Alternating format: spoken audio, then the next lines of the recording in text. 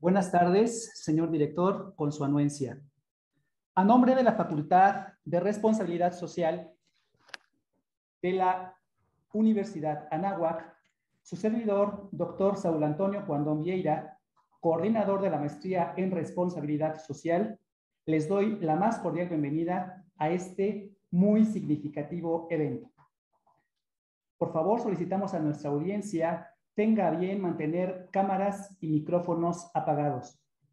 Al final de la conferencia podrán interactuar con nuestro distinguido invitado, el doctor Miguel Ángel Santinelli Ramos, director de la Facultad de Responsabilidad Social en la Universidad Anáhuac. Estaremos atentos al chat del foro durante todo el evento.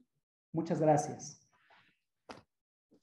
Hablar sobre el tema del cambio climático, sin duda, invita a profundas reflexiones sobre una problemática que hoy día impacta y enfrenta toda la humanidad.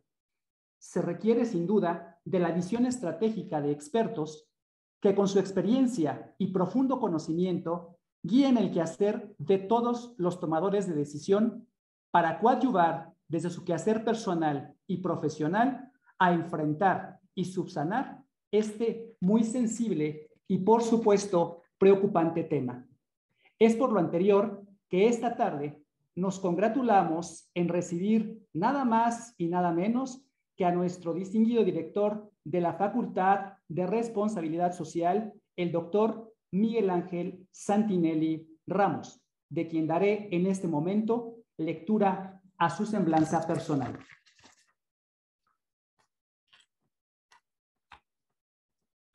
El doctor Miguel Ángel Santinelli es doctor en Administración Pública, graduado con mención honorífica, egresado de nuestra querida Universidad Anáhuac. Además, es maestro en Estrategia de Negocios y Administración Ambiental, graduado en la Universidad de Bradford, Reino Unido.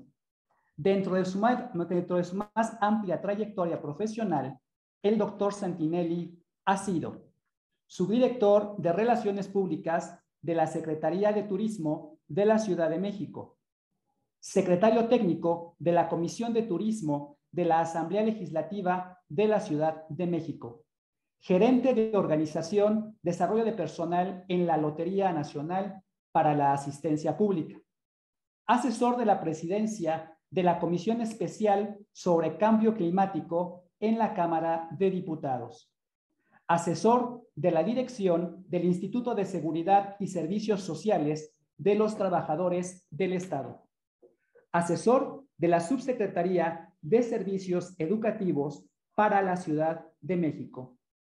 Asimismo, dentro de su amplia trayectoria académica, nuestro invitado se ha destacado como coordinador del Doctorado en Innovación y Responsabilidad Social en la Universidad Anáhuac. Ha colaborado en la Universidad Pedagógica Nacional, el Colegio de Tlaxcala, el Instituto de Estudios Superiores de Tamaulipas, la Universidad Interamericana para el Desarrollo, UNID, y Universidad Iberoamericana. Catedrático impartiendo cursos en disciplinas relacionadas con responsabilidad social y sustentabilidad en los niveles licenciatura, maestría y doctorado. El doctor Santinelli es conferencista a nivel nacional e internacional, habiendo compartido sus conocimientos en Gobierno del Estado de México, participando en el mes de la responsabilidad social con el tema cambio climático. Universidad Anáhuac, México, con la ponencia Reflexionemos a un año de la pandemia. Universidad Autónoma de San Luis Potosí, con el tema El medio ambiente como elemento esencial para avanzar en el cumplimiento de los Objetivos de Desarrollo Sostenible. Participó también en el Congreso Mundial de Empresas Saludables de España con la ponencia La responsabilidad social empresarial y la salud de las organizaciones. Universidad del Azuay, Ecuador, con la conferencia Economía Circular y Carbón Neutral ante el cambio de época. Tuvo además participación en el Encuentro Internacional de Responsabilidad Social Empresarial del Estado Plurinacional de Bolivia. Destacan dentro de sus publicaciones de nuestro distinguido invitado, Bosque de Chapultepec, así como diversas investigaciones doctorales en innovación y responsabilidad social en la Universidad Anáhuac, México, Organización de las Naciones Unidas para la Educación, la Ciencia y la Cultura. Suplemento especial de Excelsior por una transformación sostenible. Sin más preámbulo, recibimos y agradecemos esta tarde la Masterclass Innovación Estratégica ante el Cambio Climático. Doctor, el escenario es de usted. Muchas gracias por su gentil participación. Muchas gracias, doctor Cuandón, por la presentación. Y es un gusto para mí estar hoy con todas y todos ustedes en estos minutos donde reflexionaremos acerca del cambio climático. Sin duda, el cambio climático siendo el reto más importante que enfrentará la humanidad hoy y en las próximas décadas. Esto es un consenso entre científicos, académicos, políticos, estadistas, donde realmente tendremos que hacer un frente muy sólido y tendremos que innovar, ser creativos y transformar la realidad que nos ha llevado hasta aquí. Entonces, platicaré un poco de qué es el cambio climático, de dónde viene, cuáles son las últimas mediciones y cuál es la evidencia que tenemos inequívoca de que existe un cambio climático y que además este cambio climático es antropocéntrico o ha tenido su génesis en la actividad de los seres humanos. Y posteriormente hablaré de algunas estrategias que nos permitan innovar y nos permitan avanzar en una nueva época, así como lo hemos estado haciendo después de la pandemia COVID-19, pues también lo mismo será con el cambio climático, porque el cambio climático es una realidad y seguirá avanzando a pesar de los esfuerzos que hagamos. Esto no quiere decir que no tengamos que hacer esfuerzos, hay que hacer muchos esfuerzos, pero el avance del cambio climático continuará. No es algo que podamos prender y después apagar. Este va a tener una tendencia y esperemos que cada vez más podamos ir retirando las partes por millón de CO2 equivalente o de los gases de efecto invernadero. Le voy a compartir pantalla y pues inicio con esta fotografía de la NASA en donde nos presenta la complejidad de nuestro sistema climático. Tenemos pues las zonas continentales, tenemos también los casquetes polares y el mar, que el mar es el termorregulador de nuestra Tierra, de nuestra Tierra para efectos del clima.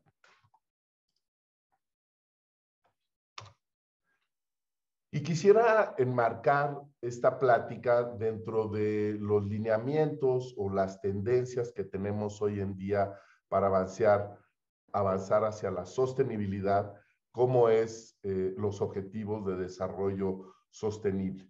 Y con ello destacar sin duda el objetivo 13 de acción por el clima. Y recordar también que estos objetivos de desarrollo sostenible tienen sus antecedentes en los objetivos de desarrollo del milenio, donde solo teníamos un objetivo, asegurar un medio ambiente sano y seguro en la dimensión de planeta, y hoy en día se ha desagregado ese objetivo, teniendo sin duda el objetivo para cambio climático. Y no son, pues, del mismo tamaño, del mismo reto cada uno de estos objetivos. Y aquí podemos ver cómo los objetivos que dan seguimiento a la salud planetaria, a la salud climática, pues es el reto más grande a vencer. Lo que más hay en este planeta es precisamente eso, ecosistemas naturales. Luego tenemos a la sociedad y la economía que nos permite alcanzar y nuestros deseos, nuestros sueños y también, por supuesto, desarrollarnos. Y en el año 2020, el documento de el Planeta Vivo, publicado por la WWF, la agencia del Panda, hablaba de que los 5 principales amenazas de nuestro bienestar en el 2020, sin duda, fueron los temas ambientales y destacando el primero, el clima extremo y el tema del cambio climático. Y esta tierra funciona a partir de los ciclos biogeoquímicos, es decir, nuestra tierra es un ecosistema, toda la tierra es un ecosistema, y luego podemos encontrar diferentes ecosistemas tropicales, templados, zonas áridas, desiertos, zonas alpinas, y todos ellos funcionan a partir de los ciclos biogeoquímicos. Estos son ciclos que tienen una dimensión biológica, una dimensión química y una dimensión geológica. Sabemos que los ecosistemas funcionan a través del flujo de energía y el reciclado de materia. El flujo de energía sin duda viene del Sol, el centro de nuestro sistema planetario, y la materia dentro de la Tierra, dentro de los ecosistemas, está en un constante ciclo. Y por eso podemos analizar el ciclo del agua, el ciclo del nitrógeno, del carbón, del fósforo, de los diferentes elementos que componen nuestro planeta. Y este es el ciclo del carbón, donde quemamos ya sea combustibles fósiles o también las emisiones de los volcanes o la quema de la cubierta vegetal, todo aquello que emita CO2 atmosférico, incluso los organismos aerobios a través de la respiración también emiten CO2 a la atmósfera. Y posteriormente este CO2 es capturado en la corteza terrestre por las plantas y en el océano por el fitoplancton. El plancton es el primer elemento de la cadena trófica en el océano y así es como este CO2 se va capturando y después puede formar incluso combustibles fósiles. Entonces aquí vemos la parte geológica, la parte biológica y la parte química del ciclo biogeoquímico del CO2. Y esto nos plantea cómo el CO2 es un gas maravilloso, es un gas vital para la vida. El carbono también es un elemento vital, por eso estudiamos a los seres vivos a través de la bioquímica y también a la bioquímica le llamamos la química del carbón, porque todos los seres vivos estamos constituidos por carbón. Y los que respiramos oxígeno generamos CO2 y los anaerobios emiten metano, que también es un gas de efecto invernadero. Y este flujo de energía que decíamos que es un elemento fundamental del funcionamiento de los ecosistemas, viene desde el Sol y viene de forma de luz ultravioleta, de luz visible. Y cuando toca la corteza de la Tierra, se transforma en energía infrarroja.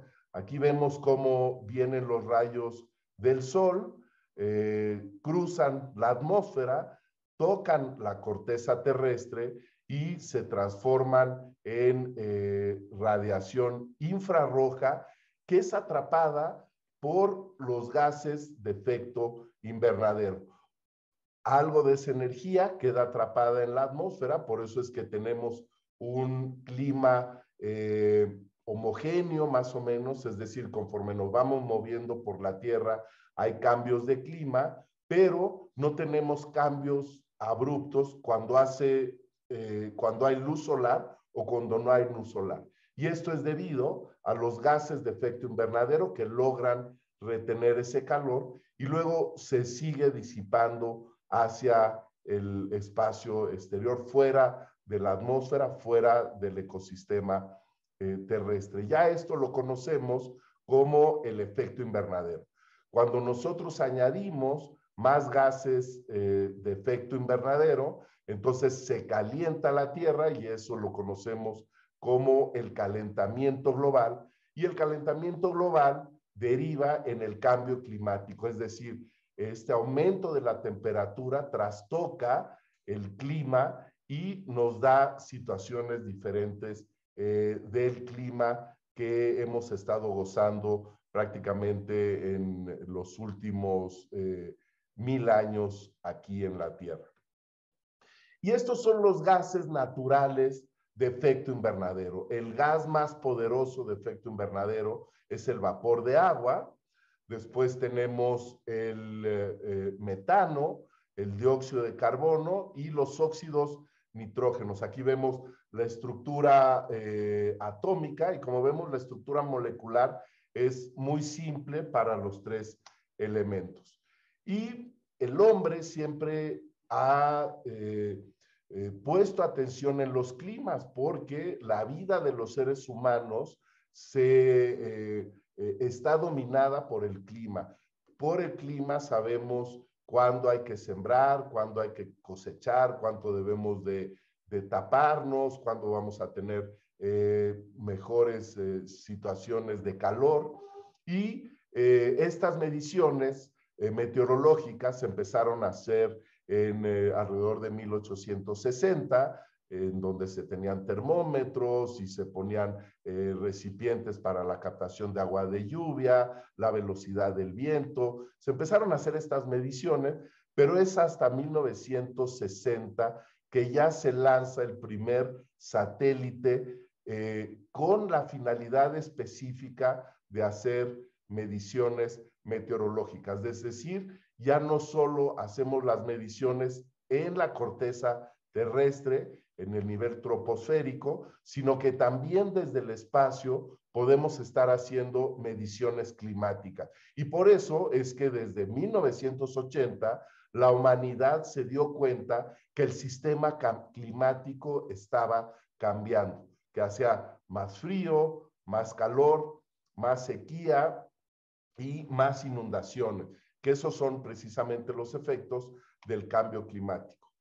A partir de julio de 2014, la NASA lanza el satélite OCO2, que es el observatorio de carbón que está orbitando la Tierra. Es decir, tenemos hoy en día un satélite específico para llevar a cabo las mediciones, las concentraciones, las partes por millón de CO2 en las diferentes partes de la Tierra. Es decir, ya no solo son los satélites meteorológicos, sino también ya tenemos estaciones de monitoreo en la Tierra para conocer la calidad del aire, pero también desde el espacio hacemos estas mediciones.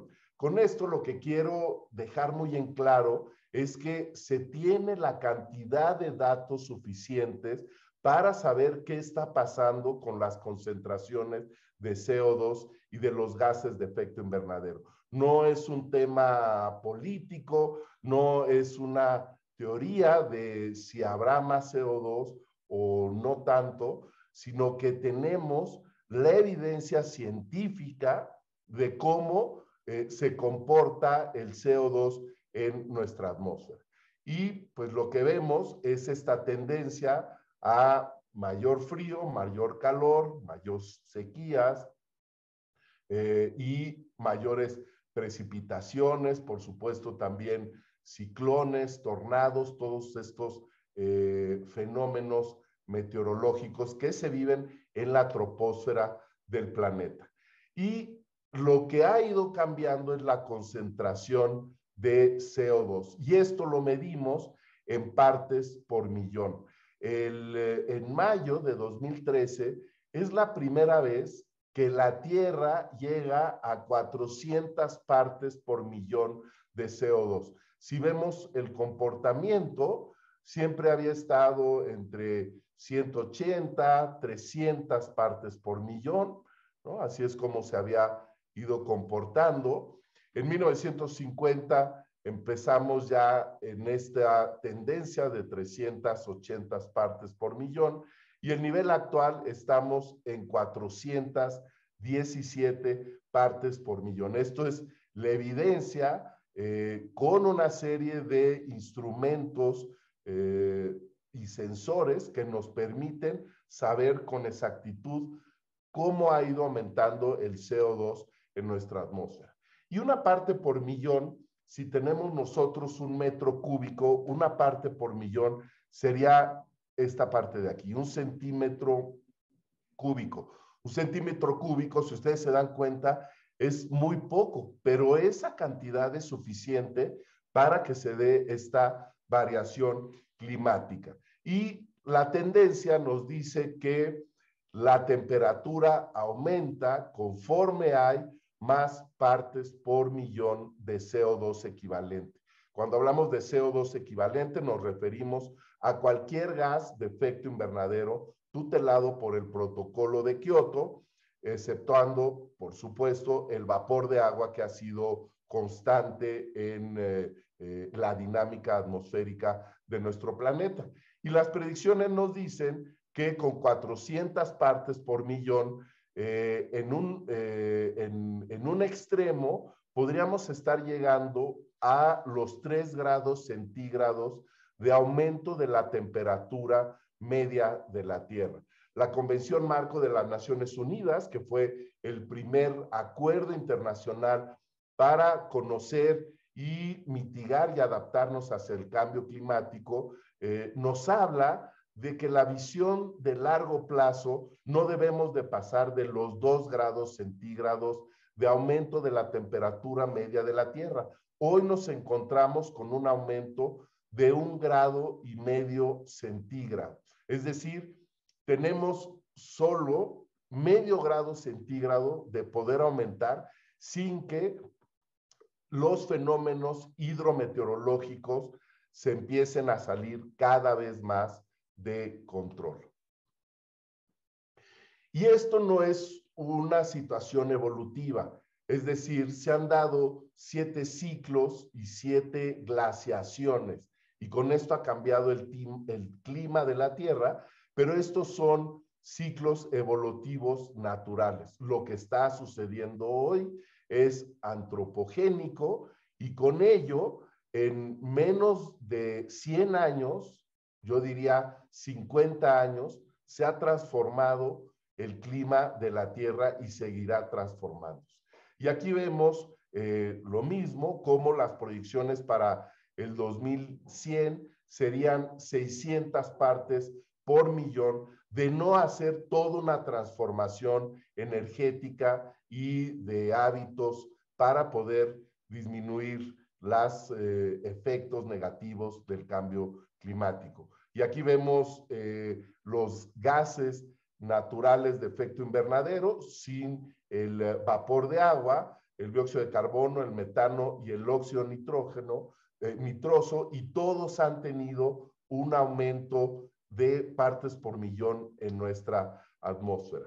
Entonces, estos eventos climáticos cada vez van a estar más presentes, por lo tanto, tenemos que llevar 2 tipos de acciones. Las de adaptación, es decir, sabemos que habrá cambio climático, que hay cambio climático y nos tendremos que adaptar a él, y las de mitigación, y esto quiere decir a partir del ciclo biogeoquímico poder capturar ese CO2 que se encuentra en la atmósfera para tratar de regresar o por lo menos no seguir avanzando en concentraciones de partes por millón.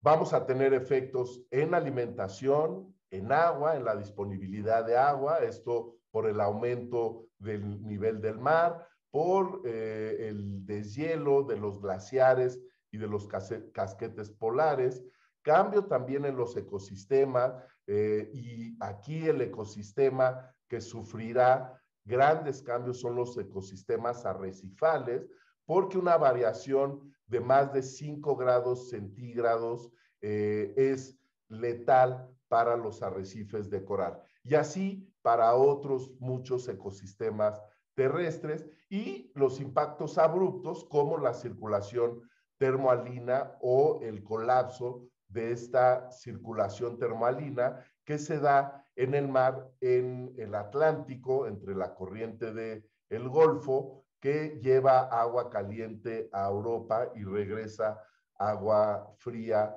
a el Golfo de México.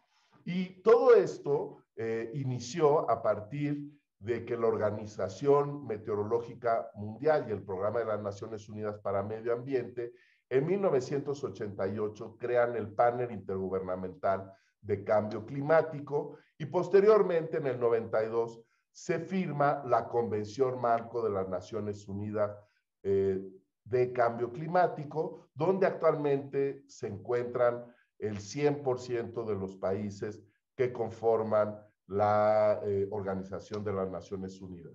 Después firmamos en 1997 el Protocolo de Kioto, que entró en vigor en el 2005, y el Protocolo de Kioto tuteló estos 6 gases de efecto invernadero, los primeros 3, dióxido de carbono, metano y óxido nitrógeno o nitroso, los gases naturales de la Tierra de efecto invernadero, junto con el vapor de agua, que no está tutelado, por supuesto, por el Protocolo de Kioto, y otros gases antropogénicos, como son los hidrofluorocarbonos, los perfluorocarbonos y el hexafluoruro de azufre, con niveles mucho más potentes, mucho más poderosos para el cambio climático y el efecto invernadero.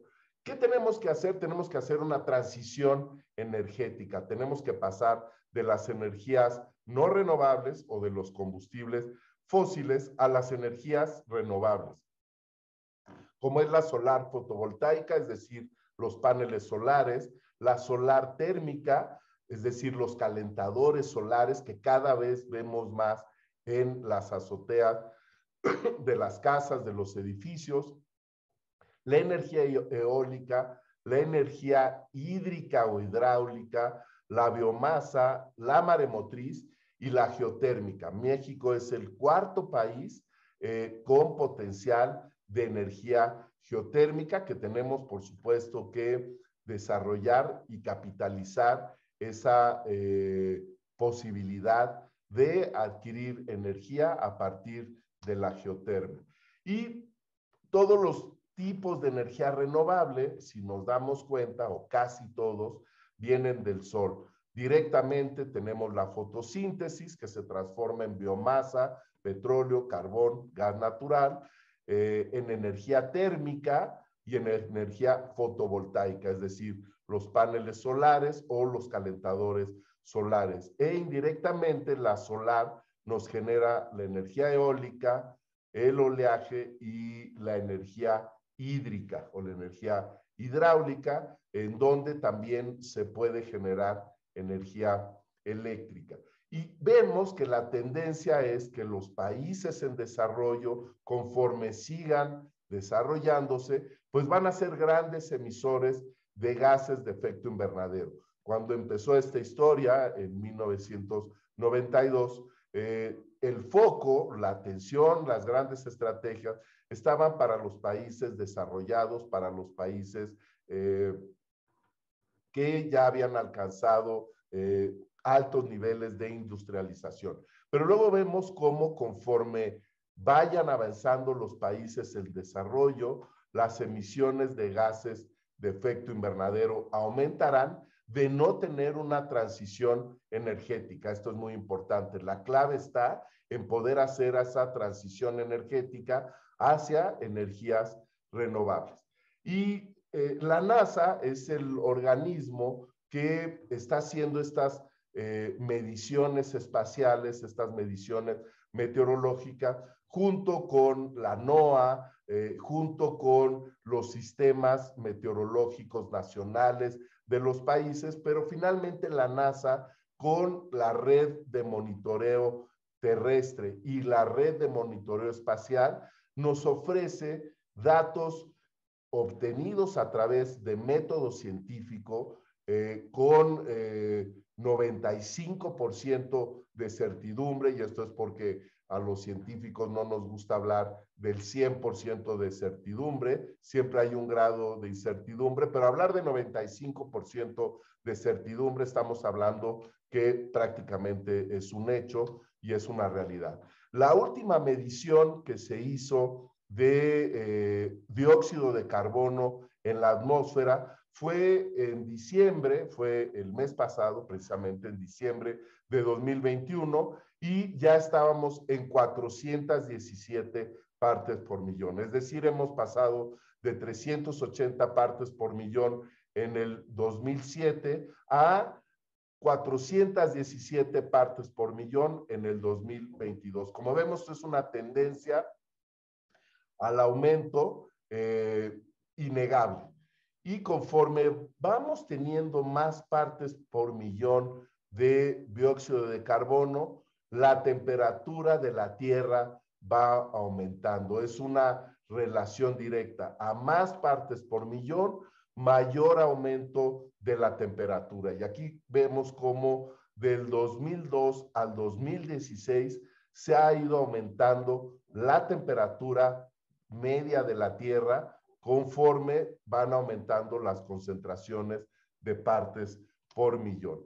Y pues aquí vemos la tendencia ya muy clara del aumento de la temperatura, que estamos entre 1 grado centígrado y 1 grados centígrados de aumento de la temperatura media de la Tierra.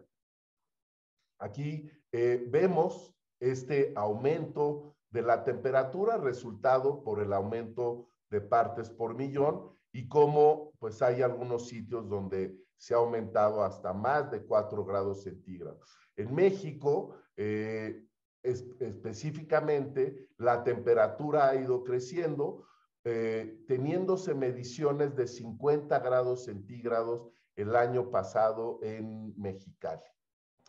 Conforme aumenta la temperatura, pues se derriten los casquetes polares y se derriten los glaciares.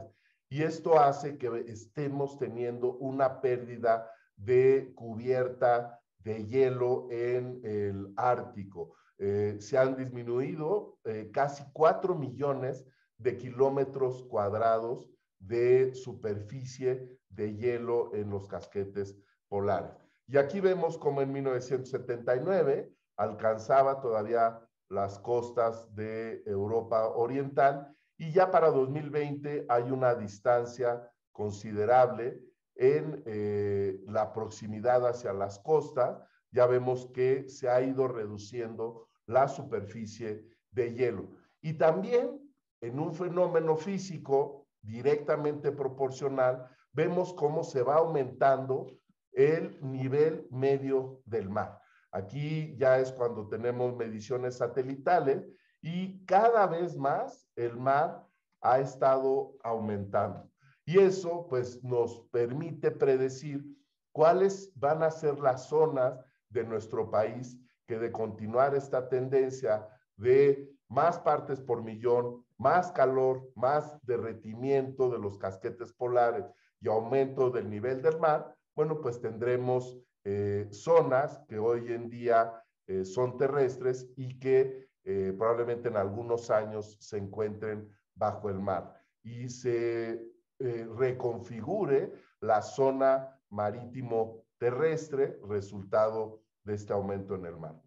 También la disponibilidad de agua va a disminuir porque mucho de la disponibilidad de agua la tenemos en la humedad atmosférica y en los glaciares. A los glaciares estarse derritiendo, estar desapareciendo, el agua que concentraban en forma de hielo acabará en el mar en forma de agua salada no disponible para consumo humano. Y también el océano irá aumentando de temperatura cada vez más conforme aumente la temperatura atmosférica.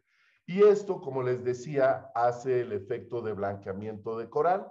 Aquí tenemos un coral sano, está conformado por pólipos de coral y aquí solo queda el esqueleto, es decir, este es el esqueleto de los corales, esta es la parte viva, por eso hablamos de colonias de corales, porque son miles de organismos, cientos de organismos, que además tienen una simbiosis con algas y eso les permite generar fotosíntesis, pero también capturan materia orgánica del mar y con eso es que se alimentan los corales. Entonces vemos este tipo de imágenes donde ha habido blanqueamiento del coral, resultado del aumento de la temperatura media del mar, y vemos cómo el ecosistema coralino se colapsa. También tendremos nuevas distribuciones de insectos y de plantas, resultado del cambio climático. Hoy en día tenemos enfermedades como el dengue en zonas que antes pues nunca se había visto este tipo de enfermedades, porque el dengue es transmitido por la hembra del mosquito, que es un hematófago, se alimenta de sangre y con eso transmite la enfermedad del dengue. Entonces, sitios donde hacía frío y no podían vivir los mosquitos, hoy en día también ya son una zona de distribución para los mosquitos. ¿Qué vamos a hacer? Ha habido un avance político a partir de las conferencias de las partes. Recientemente, en noviembre del año pasado, tuvimos la conferencia de las partes número 26 de la Convención Marco de las Naciones Unidas para Cambio Climático en Glasgow, Reino Unido, y los resultados de esa reunión no fueron alcanzados, por lo menos en los compromisos que esperábamos por parte de los gobiernos. Eso hace que las personas y la industria, las empresas, tengamos que considerar y empezar a llevar a cabo acciones mucho más contundentes para mitigar las emisiones de gases de efecto invernadero. Y una buena noticia es que las empresas están firmando compromisos para alcanzar el carbón neutral, el net zero. El carbón neutral es un plan a largo plazo donde nos dice que en el 2030 deberemos de disminuir al 50% las emisiones de gases de efecto invernadero y para 2050 deberemos disminuir al 100% las emisiones de gases de efecto invernadero, específicamente de carbón, haciendo esta metodología de carbón neutral. Y la metodología de carbón neutral tiene tres dimensiones. Las dimensiones de la empresa y lo que se adquiere para que la empresa pueda operar y los efectos que tienen también las operaciones de las empresas. Estos se miden con estas tres dimensiones, que son las actividades previas, lo que lleva a cabo la empresa y las actividades posteriores. Y todos ellos generando esta nube de los 6 gases de efecto invernadero tutelados por el protocolo de Kioto. ¿Qué otras alternativas tenemos hoy en día? El hidrógeno verde. El hidrógeno es la molécula, es la primer molécula de la tabla periódica de los elementos.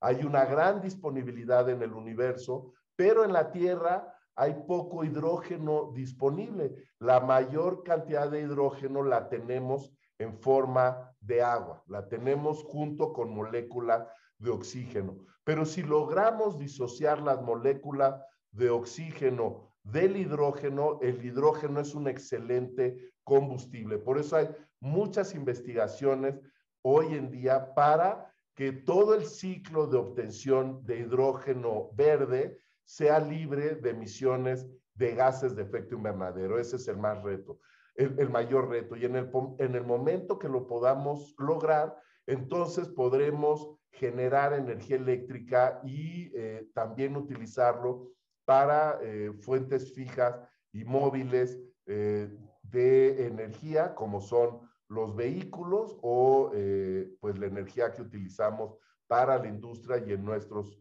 hogares. Por supuesto, debe de haber una innovación tecnológica que viene desde tener una mayor cantidad de vehículos eléctricos, pero aquí es muy importante que la energía eléctrica se esté generando a partir de renovables y no de combustibles fósiles, porque de lo contrario, simplemente movemos de sitio en donde se están emitiendo las megatoneladas de CO2. Entonces, tanto la generación de energía como el uso de energía en los vehículos deberá de ser a partir de energía renovable. Otro gran invento, otra gran innovación que tenemos hoy en día es la iluminación con focos LEDs, con dispositivos LEDs que consumen considerablemente una menor cantidad de energía. También tendremos que hacer procesos de reforestación, de fortalecimiento de la cubierta vegetal para la captura de CO2 y también hay algunas innovaciones que están buscando el poder hacer fotosíntesis en los procesos industriales, es decir, que la industria se pueda mover a partir de los principios de la fotosíntesis, donde capturamos oxígeno y se captura capturamos carbón y liberamos oxígeno en la fotosíntesis. Para el hidrógeno verde, lo que hacemos es quemamos este hidrógeno y lo que emitimos es vapor de agua. Ese es el subproducto del hidrógeno verde. Y como ya explicaba hace un momento, necesaria la transición de energética de combustibles fósiles a energías renovables. La academia también tiene un gran compromiso con estos temas, tanto de investigación como de formación y de difusión. Es por ello que en este año, el 8 y 9 de septiembre, tendremos el 15º Congreso Internacional Anáhuac en Responsabilidad Social y el tema para este año son los compromisos ante el cambio climático en 3 mesas que serán de deudas sociales y bienes comunes, responsabilidad social universitaria y sostenibilidad en las organizaciones. Y aquí les comparto el QR para que ustedes puedan descargar el libro del 14º Congreso Internacional Anáhuac de Responsabilidad Social, es decir, del Congreso del año pasado. Ya tenemos todas las investigaciones que se presentaron compiladas en un libro y en este código QR ustedes pueden tener acceso a él de manera gratuita en un proceso de transparencia, de compartir información, de generar información pública en materia de responsabilidad social y sostenibilidad. Pues ese es lo que he preparado el día de hoy.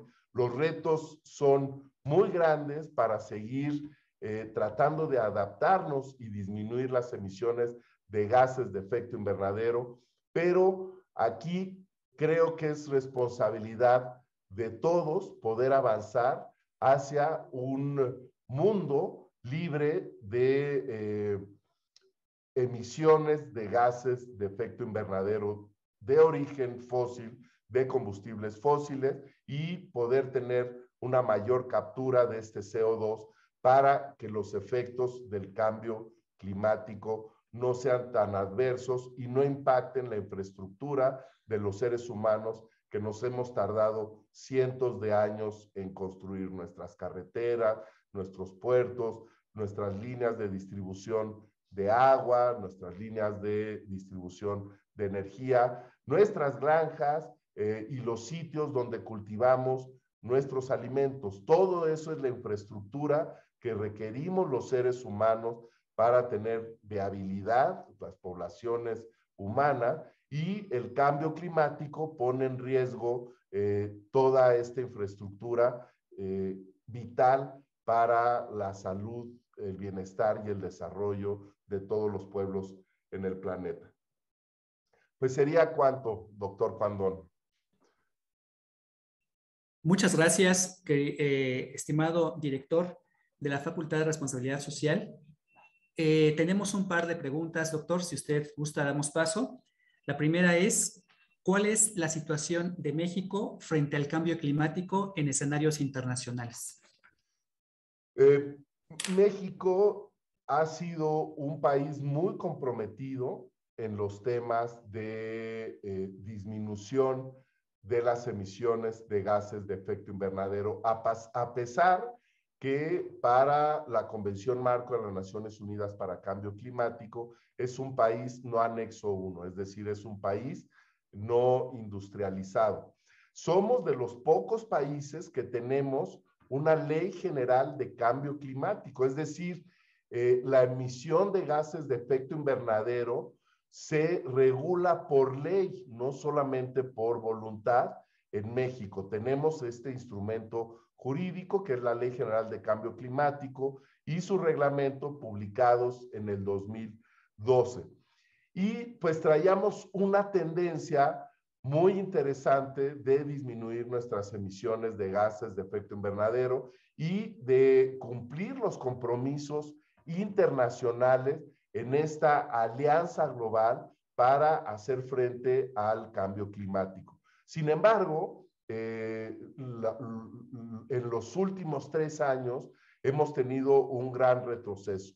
Hemos dejado de desarrollar energías renovables, hemos apostado nuevamente para los combustibles fósiles y esto es una tendencia en contrario a las tendencias internacionales. Cada vez más vemos en los países que están haciendo esta transición energética y hay algunos que ya han logrado. Nueva Zelanda es un país libre de emisiones de gases de efecto invernadero por energía, lo mismo que Islandia, lo mismo que Uruguay, es decir, ya hay varios países que han alcanzado esta transición energética de carbón neutral. Pero México, con las políticas que hoy en día está impulsando, sin duda está caminando en contrario a la tendencia internacional. Gracias, doctor. Tenemos una pregunta más, si no tiene usted objeción y la agenda lo permite. Muchas gracias. Dice, ¿cuál es el papel de la iniciativa privada y de los emprendedores en México con respecto al cambio climático?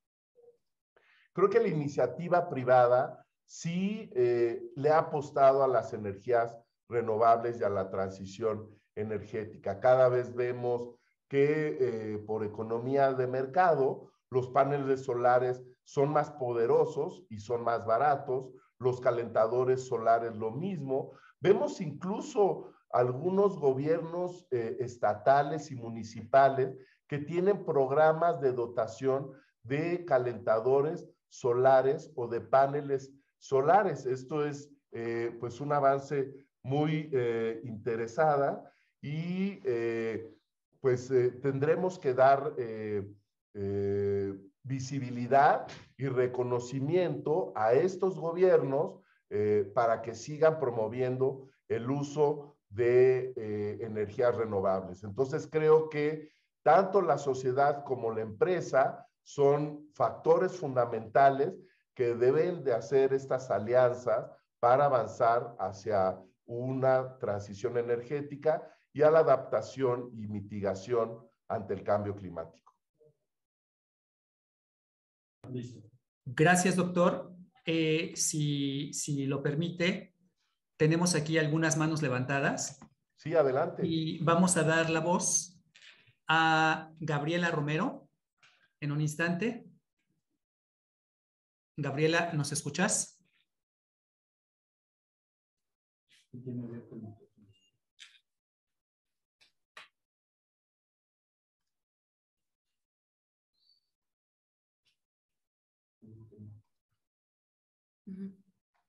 No sé si tenga posibilidad de prender su micrófono. Su micrófono, sí. Gabriela, le pedimos si es tan gentil de abrir su micrófono y tomar la voz.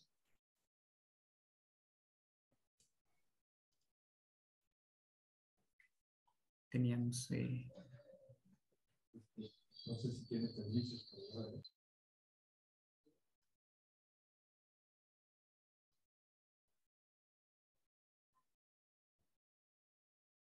Al parecer tenemos un conflicto con el audio de Gabriela. Carla Riojas, ¿nos escucha?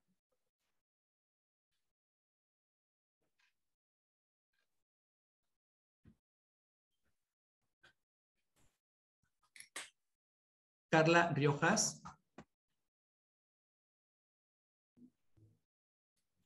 Bueno, en tanto, doctor, si no tiene inconveniente, pasamos a una última pregunta para efectos del tiempo. Y con esto, ¿cómo influye la reforma energética que propone el presidente?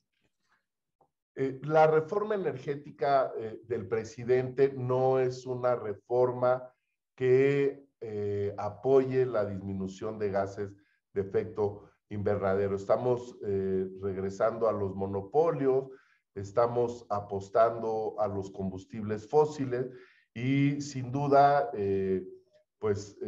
no es el camino que los mexicanos durante varias legislaturas y durante varias administraciones habíamos planteado para nuestro país. Yo espero que haya reconsideraciones y debemos de tener energía, ¿no? Eso es lo que todos los países requieren para seguirse desarrollando, pero esta energía debe de ser libre de emisiones de gases de efecto invernadero. Y ya tenemos la tecnología, no es algo que tengamos que investigar, no es algo que tengamos que crear. Ya está la tecnología disponible, cada vez es más barata y creo que debemos de considerar el tener energías renovables en esta transición energética mundial.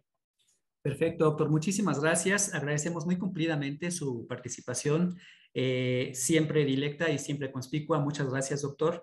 Y también ofrecemos a todos nuestros asistentes que cualquier duda que tengan la expresen por el chat y daremos desahogo durante el día de hoy y el día de mañana.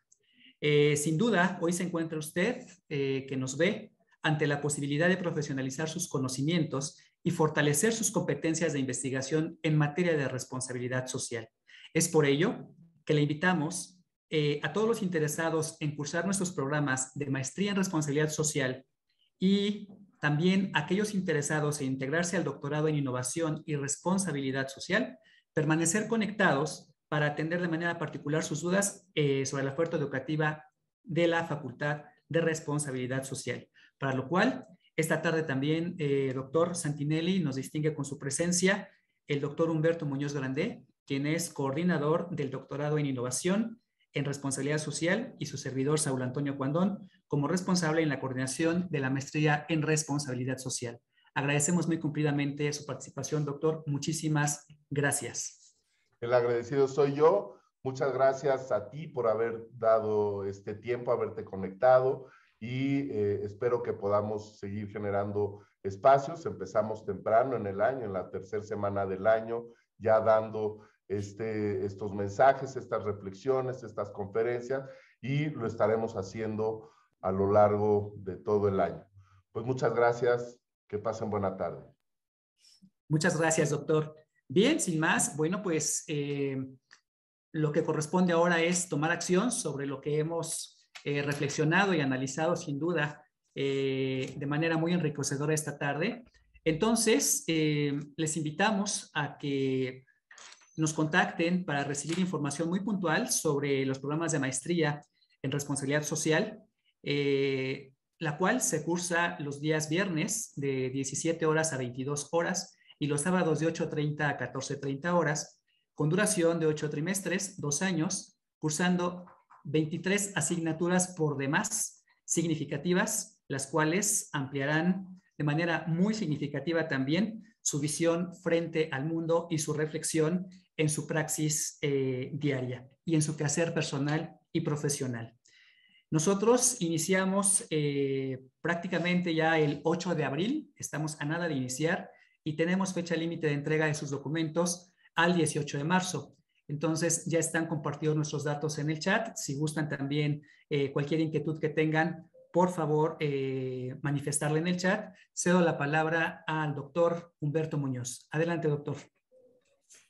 Hola, pues muchísimas gracias, y a quienes estén con nosotros interesados también en el programa doctoral, les invitamos a que se queden con nosotros en estos momentos para tener una sesión de preguntas, respuestas y en términos generales platicarles de qué se tratan nuestros programas, el programa particularmente del doctorado en innovación, en responsabilidad social y sostenibilidad, un doctorado de carácter internacional. Cerca de 30% de nuestros estudiantes proviene de otros países de Latinoamérica y también con algunas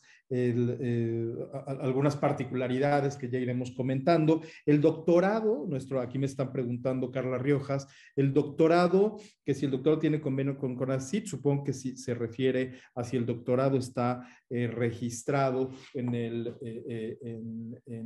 los programas de calidad del CONACYT. Este doctorado no se encuentra porque es un doctorado, no es un doctorado de tiempo completo, es un doctorado que está diseñado para quienes están en la empresa, en las organizaciones de la sociedad civil, en la academia, en el gobierno y quieren hacer investigación aplicada. El perfil de ingresos son justamente primero profesionales que estén en algunos ámbitos en alguno de estos sectores y que tengan capacidad de decisión sobre sus organizaciones o que estén interesados en hacer investigación. El doctorado finalmente es una trayectoria, es una formación para convertirse en investigador. Ese es el perfil, alguien interesado en eso y que esos conocimientos, ese dominio del método científico lo pueda aplicar y que lo aplique ya sea, insisto, en la academia, en las organizaciones de la sociedad civil, en el gobierno,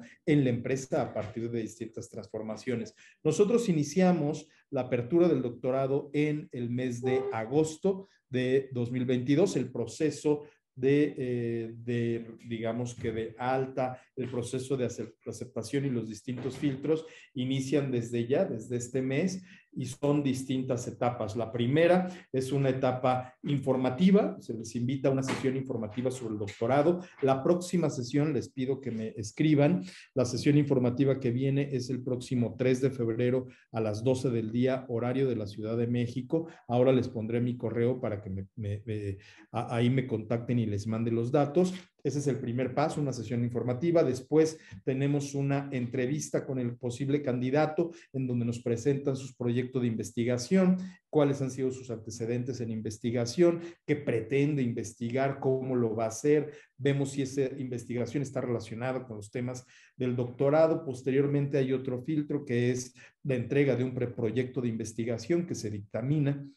Ahí se plasma lo que se quiere investigar. También está el filtro, desde luego, del idioma, de la acreditación del idioma inglés, y está también el filtro administrativo, en donde se revisan, esto lo hace el área de servicios escolares, revisa el expediente y los antecedentes académicos, y sobre eso ellos nos dirán si por esa parte no hay, y nosotros estaremos emitiendo a partir de la reunión del comité de nuestro comité académico la resolución positiva o negativa en caso de aceptación del doctorado. Para quienes están iniciando ya su proceso, las primeras notificaciones inician en el mes de febrero, de marzo, los primeros aceptados son en marzo y así vamos haciendo cortes mensuales. Así es de que aquí pondré mis datos para mayor precisión. Escríbanme y con mucho gusto les mando la liga para nuestra reunión del 12 de febrero, del 3 de febrero a las 12, perdón. Perfecto, doctor, muchas gracias. Y bueno, pues aprovechando tu gentileza, si eres también tan gentil de compartir mi correo en cuanto a las personas interesadas en los programas de maestría. La verdad es que estudiar un posgrado es ampliar la visión del mundo de una manera muy singular y muy significativa, y además de que nuestra maestría tiene una vertiente evidentemente profesionalizante, les invitamos también a considerar esta etapa, esta oferta educativa. Y pues bueno, también agradecer mucho a las personas de Perú, a las personas que nos acompañaron también de otros países, de Ecuador. Muchísimas gracias. Que la distancia no sea lo que nos separe del conocimiento. Entonces, muchísimas gracias a todos. Colombia, muchas gracias Colombia también por estar con nosotros. Sin duda es la grandeza de la educación en línea y de los temas de educación en cuanto al conocimiento a distancia y presencial. Nos da la oportunidad de generar un networking académico en el cual podemos justamente tener esta riqueza en cuanto a conocer cultura, en cuanto a conocer usos, costumbres y evidentemente ciencia en otros países. Muchísimas gracias por su atención. Doctor, no sé si tengas algo más. No, muchísimas gracias. El correo del doctor Cuandón está aquí ya en el chat, estaba buscándolo porque lo pusimos ya desde el inicio, pero quería copiarlo y volverlo a pegar. Pero aquí se los pongo, es antonio.cuandón@anahuac.mx. Aquí estoy poniendo los datos nuevamente. Ya me están dando la...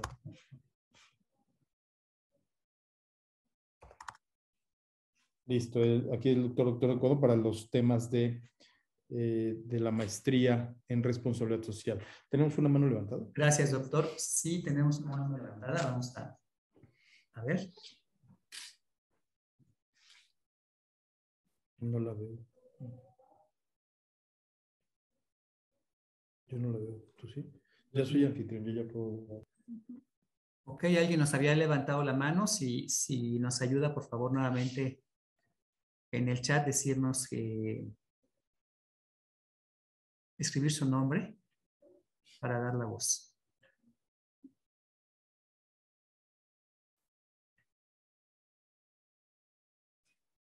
Bueno, pues.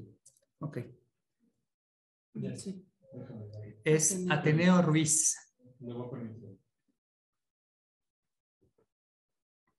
Adelante, Ateneo, te escuchamos. Buenas tardes. Muchas gracias a todos. Y que tengan buen año porque no los había visto. Una pregunta, más bien, ¿qué podríamos hacer desde nuestra cancha, cada quien, y no esperar a que las grandes soluciones de autoridades o empresas vengan a decirnos qué hacer o nos alienten a hacerlo, porque esas alianzas son muy difíciles de concretar. Sí, gracias, Ateneo. Mira, yo creo que ahí hay distintas posibilidades de intervención. Una cosa son las intervenciones y los cambios que tú puedes hacer a nivel organizacional, ¿no? Esto lo puedes hacer, algo que a nosotros nos interesa mucho y justo la formación en la maestría apunta hacia allá, es cómo las personas que están tomando decisiones en sus empresas pueden cambiar su modelo de negocios. El modelo de negocios ya cambió. No se trata solamente de tener ingresos, se trata de generar riqueza, pero que esa riqueza se haga de manera sostenible, y esto quiere decir que se haga respetando los derechos sociales y afectando lo menos posible el medio ambiente. De eso se trata, a final de cuentas, la responsabilidad social, de cómo lograr esos equilibrios y a partir de la gestión de estas tensiones. Y la otra tiene que ver con soluciones ya más individuales y que también son indispensables. Ahí la gran pregunta es, como individuo, ¿qué podemos hacer, no? Para eso, justamente, como diría de la Cortina, pues para eso sirve la ética. Y cuando nosotros lo planteamos de esta manera, también hay acciones individuales que tienen efectos culturales importantes. Yo te puedo decir, desde el ángulo del tema del medio ambiente, podemos empezar a pensar en, desde luego, el ahorro de agua. Sí, por supuesto, pero también el ahorro de energía, pensar en las alternativas verdes, pensar en poner paneles solares en una casa, empezar a transitar hacia allá. Yo sé que de repente puede haber y se puede hablar de que los costos son muy altos todavía, etcétera, pero pues hay que ir empujando hacia allá, tarde o temprano, le guste o no a quien tome decisiones, esto ya arrancó y el futuro va hacia allá. el futuro es un futuro verde. Y es cuestión de tiempo. De nosotros depende iniciar ahorita o iniciar después, ¿no? Pero hay distintas soluciones a nivel individual que podemos hacer y que están al alcance de nuestra mano. Una de las soluciones individuales que después se vuelven colectivas es que prediques con el ejemplo. Cuando uno empieza a separar la basura en su casa, cuando la separas no solamente entre la orgánica y la inorgánica, sino separas vidrio, papel, etcétera, etcétera, eso se contagia con tus hijos. O al revés, ¿no? A veces son los hijos los que lo hacen y tú te contagias. La educación y la ética también afortunadamente se contagia. Entonces creo que hay distintas intervenciones en lo individual que podemos hacer, como tú bien decías, sin esperar a que todos los demás lo hagan, ¿no?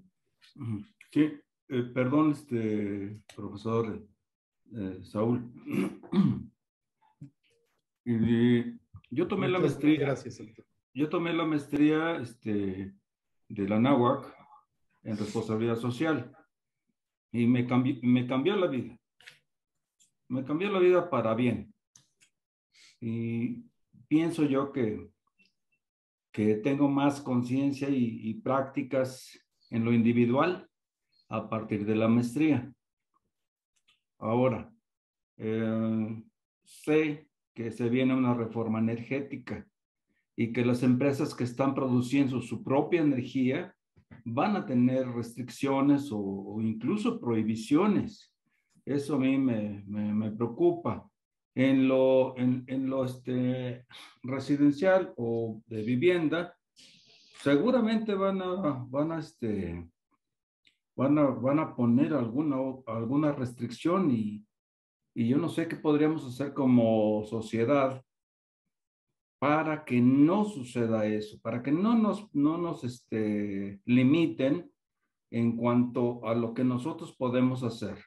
Otra cosa, en los hoteles, por ejemplo, algunos ya tienen un cubo ahí de agua o una cubeta para atajar el agua fría antes de que sale la caliente. Eso se puede hacer en las casas. También revisar los sanitarios. Por lo general, los mecanismos se hacen viejos, ¿cómo se dice?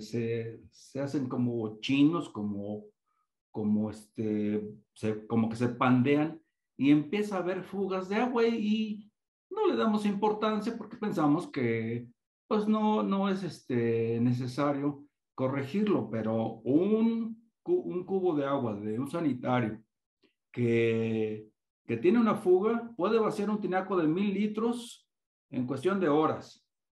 Y eso es información que no estamos difundiendo. O sea, el gobierno no lo va a hacer. Simplemente te sube el precio del agua y sé que en el sexenio anterior hubo intentos de privatizar el agua. Entonces, pues yo no sé si tengan ustedes alguna idea o algún plan para promover este uso responsable del agua y la captación de lluvia también.